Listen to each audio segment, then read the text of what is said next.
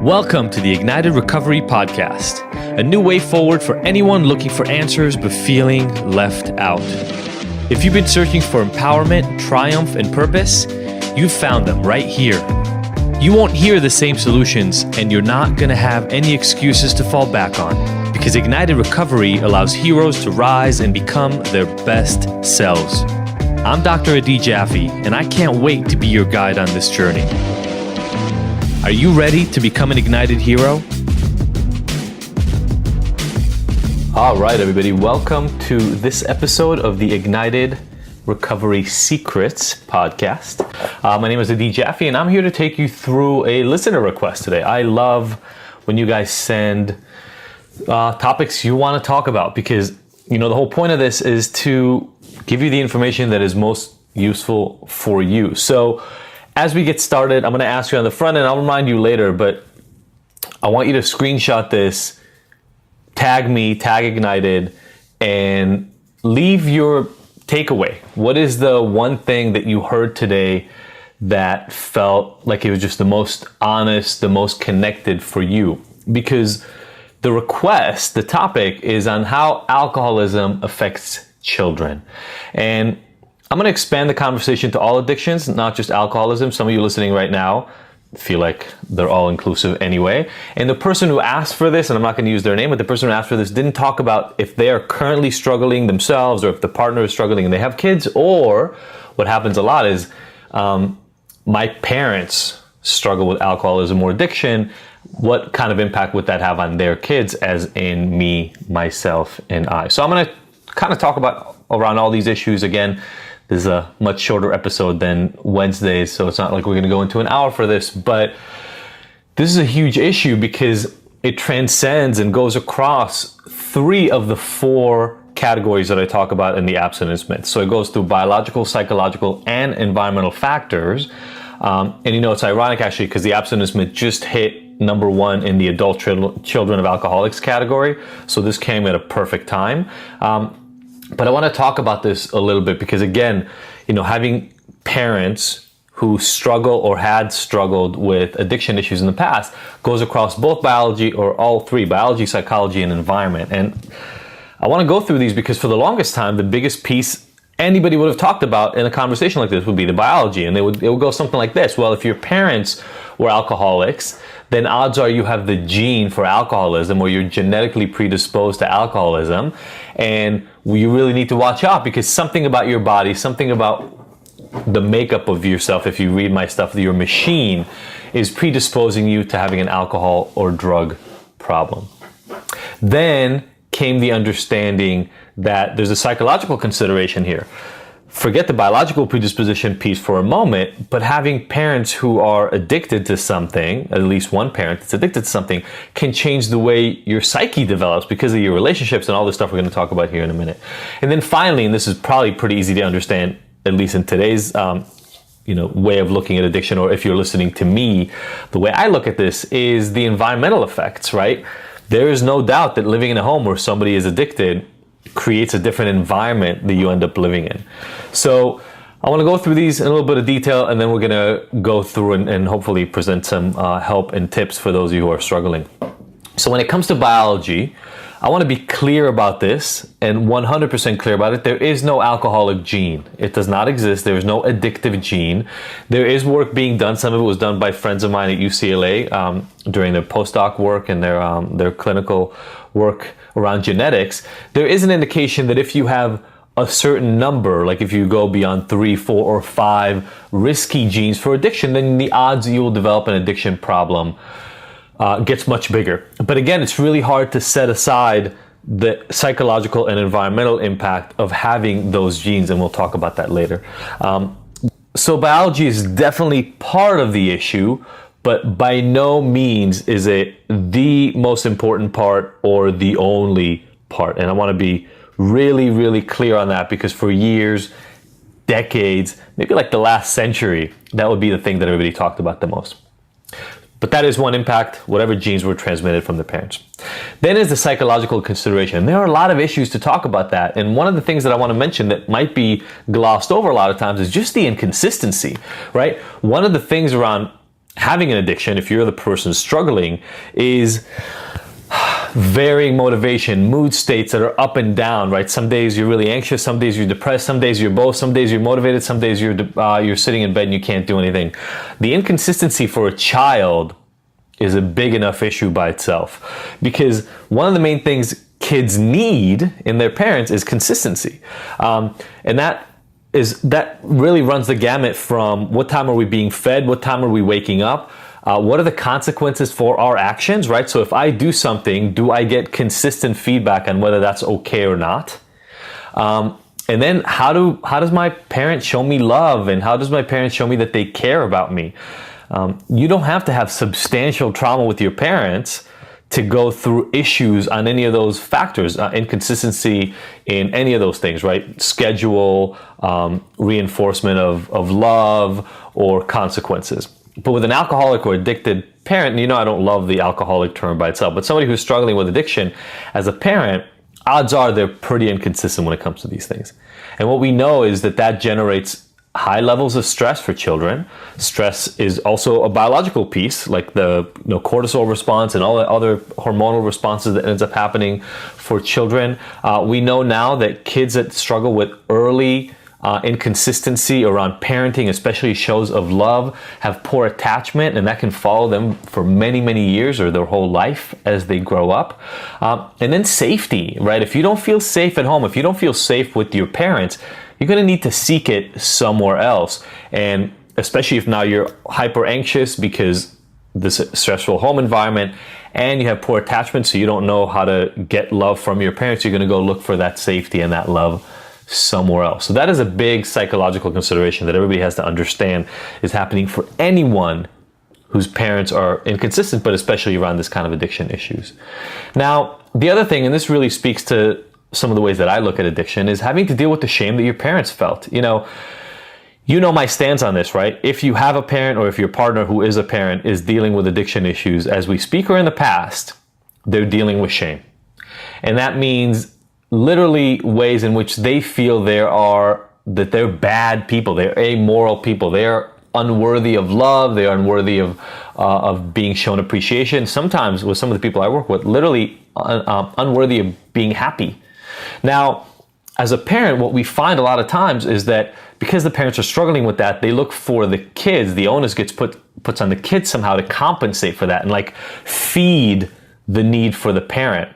So if you find yourself where your parent who is struggling with these addiction issues is relying on you somehow, their child, the one who they're supposed to show love to, they're supposed to make feel safe, they're supposed to make you feel supported, but they turn it around and now all of a sudden you need to prove to them that they are worthy, that can make kids grow up really quickly. That can create these situations where the child doesn't have an opportunity to seek their own gradual development, psychological development. All of a sudden they're taking care of their parents, and that can cause issues big time later on in life in terms of a child who now feels responsible for other people around them and their well-being.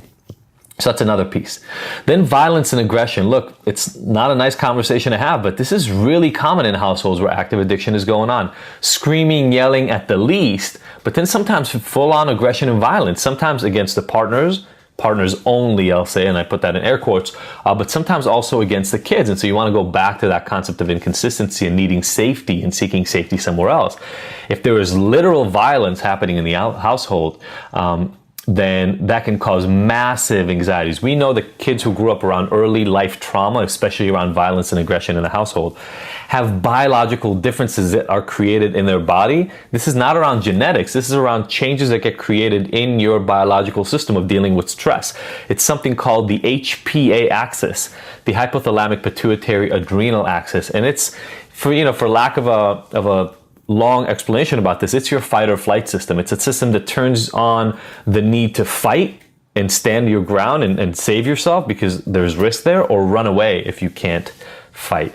And so we know that when you grow up around violence and aggression, you have that, and then you can have hair trigger responses, these hypersensitive responses to stress and threat. Sometimes when I meet people and they end up being clients or family members of clients, and I meet them later on in life, things that for people who don't have these HPA axis issues seem like minor anxiety provoking or stressful responses. Things like an uncomfortable conversation at work or at home, or somebody flipping them off on the freeway or cutting them off, can actually all of a sudden translate into like survival risk, into a real risk for defending yourself, a real need to defend yourself. And they go into this white rage response where they are not even aware of how activated they are, and they can act really inappropriately sometimes and cause themselves major consequences as well. So that's another piece of the puzzle. And you can see all these kind of, they meld psychology and environment together, right? And another one of these things that goes around environment is economic insecurity. Again, a really common issue for people struggling with addiction is feeling up and down around money, feeling up and down or being in and out of work. And if you have fear in the family and translated down to the kids, that's associated with the potential of not having shelter, right? Like needing to move all the time and not feeling safe in where you literally live, and not having maybe enough food or ways to support yourself, that can really hurt somebody's relationship with success, somebody's relationship with their own belief of their long-term safety and their own ability to be okay. This goes back to Maslow's hierarchy of needs, right? And the safety needs and physiological needs like water, food, and a place to rest your head and feel safe in. Those are the most basic initial pieces. And if you don't have those early on growing up, it can get harder later on in life to understand what it would even take to feel safe. Those are the main things we need to first before we can go into needing to or wanting to feel good about ourselves and having a job that fulfills us and belonging to other people and having self-esteem. Before all of that can end up happening in there, we need to feel safe and secure. Now, to be clear, the issues that I just talked about, the inconsistency and the shame and the violence and the economic insecurity, are not the only psychological and environmental factors, but they're hugely important. And if you caught anything along the way, what ends up happening for a lot of the children who grew up in these environments is the real need to get back to consistency, healthy boundaries, and appropriate behavior. And, children are supposed to be able to grow up relying on the adults around them for their safety. And if that's not there, if the consistency in terms of showing love, having a place to rest and food is not there, it can cause long-term damage for people's behavior. Now, the thing is that a lot of times it can seem like there's no way out, because when you don't have these growing up, when you don't have the safety, you don't have the security, you feel like you had to grow up too quickly because you had to take care of your parents instead of them taking care of you. You have fear of economic insecurity and shelter and food, literally. A lot of these kids find themselves in trouble with the exact same issues they hated so much in their parents. Why? Because if you pause for a second and you listen back, as a kid, you're not getting the tools you need to deal with stress. You're overloaded with stress in your environment and through trauma and the violence and aggression, the inconsistency. You're uploaded with that, but nobody is giving you real actionable tools to make that better. So you need to deal. And normally what we see is these kids run away into other groups that will give them that support. And a lot of times those groups are made up of other children, teens, etc., who are dealing with the same issues. And what they try to do is they try to help each other, but none of them have the tools they need either. And then they find drugs, alcohol, or unhealthy behaviors as ways of addressing their own stress, their own anxiety, their own fears.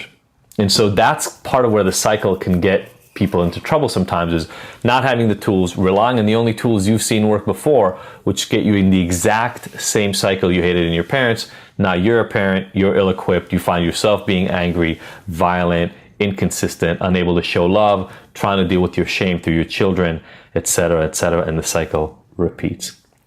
So this is where we get to shine a little positive light on this, because this is exactly where communication, transparency, and building your own version of self-care so you can build yourself up, your self-esteem, your agency, are so important. Because all it takes to break this cycle and I say all, but this is a tough undertaking, is to bring this consistency that you didn't have before, to deal with your own shame, to reduce your own need to rely on violence and aggression in your own life, so that you can put yourself in a better position in life, transmit that to your children, have your children struggle with less of these things as they grow up, so they get to fix that more and more and more.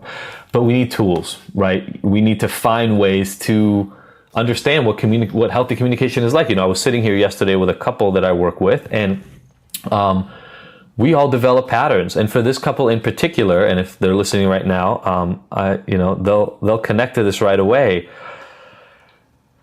They didn't learn how to communicate in a transparent and healthy way over decades of past relationships. So even though they're committed, even though they really want to make it work, they don't have the tools. They literally don't have the lens through which to see the interactions they have and say, oh, wait, here's where I'm being activated. I need to be more transparent instead of running away.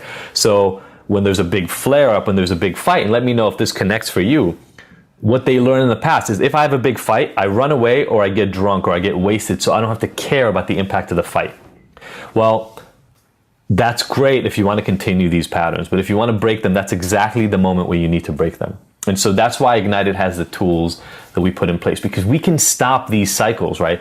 The reason we're losing over 100,000 people to accidental overdoses is because people don't have the tools to deal with the struggles, the economic and psychological and environmental struggles that they're going through in their life. And if we can cut these patterns, we can save entire generations and whole branches of families from having to go through this themselves. So I have a free workshop. If you just go to ignitedrecovery.com, there's an 1.5-hour workshop where I work you through some of the tools to release this shame, understand what you need to focus on in your life, and move forward. We're also offering the Abstinence Myth book that I talked about earlier, that #1 bestseller. If you go to theabstinenceMyth.com, all you got to do is pay for shipping and handling, and we will send you the book, and a lot of the same tools are in there. And now again, that's more dealing with your own struggles, but a lot of people are buying this because their family members are struggling with addiction and they want a different language around this, so that might help you as well. And then finally, Sophie and I have a relationship workshop that we put up. It's literally cheaper than a single therapy session, and you get lifetime access to Sophie and I helping you figure out how to increase transparency, build communication, and increase intimacy in your own relationship.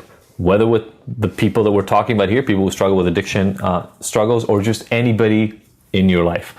Look, the goal is to stop these cycles. If we can stop these cycles right now for you and the people that you love, then you don't have to deal with this long term. And I've seen this generationally happen, right? Where parents deal with this early on.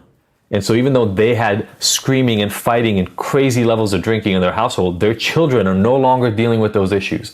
And you can bet that that means an entire shift in the way that entire family functions for decades to come. Thank you guys so much. Again, please screenshot this. Tell me what resonated the most. Tag Ignited and me at Dr. D. Jaffe so I can know what you want to talk about. What is it that you feel is the most helpful? If you have specific topics you want, I hope this was helpful, ask me what it is you want us to talk about and we will cover it. Thank you all so much. Have a great week. We will see you next week. Bye-bye. Thank you for tuning in to the Ignited Heroes Recovery Podcast. I really hope you found the information here useful and that we'll see you back here next week.